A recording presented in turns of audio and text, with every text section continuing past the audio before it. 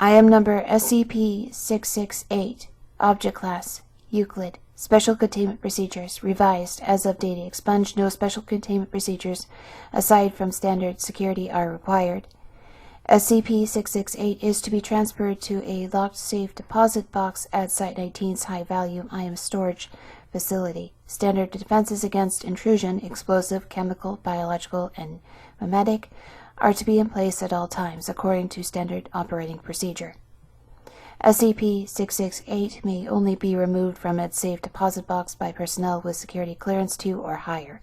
Individuals wishing to make use of SCP-668 outside Site-19 must first submit a Form 668 Requested Course of Action Form 20511 and to be fitted with an explosive kill switch collar on a 24-hour timer before taking SCP-668 into the field. An auditing officer with security clearance 4 or higher must confirm that SCP-668 has been returned to its safe deposit box before the collar is deactivated. Description: SCP-668 is a 13-inch chef's knife with rosewood handle and full-tang construction, crafted at some point from the early 1930s to the early 1940s. When first acquired by field operatives, SCP-668 was in badly rusted condition, with heavy pitting from bloodstains and other bodily fluids trapped in microcrevices within the blade. Following thorough analysis, these irregularities were removed for aesthetic purposes. This had negligible, if any, effect on SCP-668's special properties. The first recorded appearance of SCP-668 was in the late 1960s during the infamous Data Expunge case. Data Expunge, a New York woman living alone, was allegedly raped and murdered by a subject Data expunged. Despite the fact that 38 witnesses reported hearing one attack, none of them attempted to aid the young woman for other 6 hours until her eventual death. Whether the item received its properties due to its event, or whether it had them beforehand, is a matter of debate.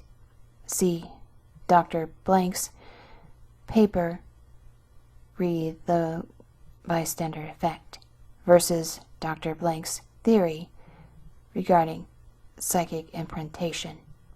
What is clear, however, is its current properties when carried by a human or humanoid entity with violent intent towards another human or humanoid entity. SCP-668 broadcasts a psychic signal that renders all sentient beings with a psionic resistance index of 97 or lower incapable of assisting the victim. Affected entities report a sudden sense of apathy while under SCP-668's influence. Sensory input is not affected, and affected entities report feeling revulsion and horror, but are simply incapable of acting, even directly, to assist the victim. Meanwhile, it renders the victim incapable of defending themselves against their attacker. Tests during Class D personnel have shown no upper limit in the number of entities affected by the psychic resonance.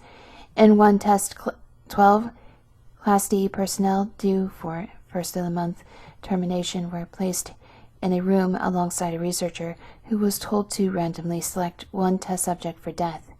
The researcher killed all test subjects one by one, despite their professed horror. Prior incidents have indicated the possibility of hundreds, if not thousands, of deaths due to SCP-668's unique properties.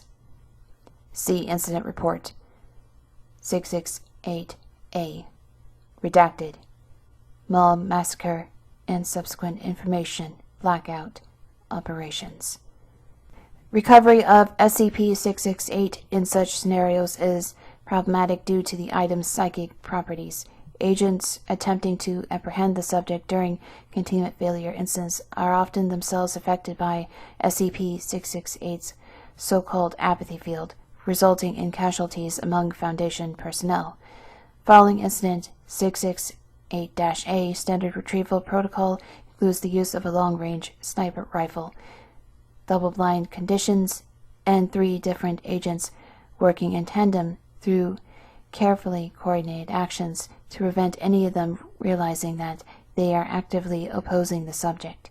Because of the obvious apocalyptic possibilities, it is the recommendation of this panel that SCP-668 be designated a Keter level threat and placed in high-level confinement.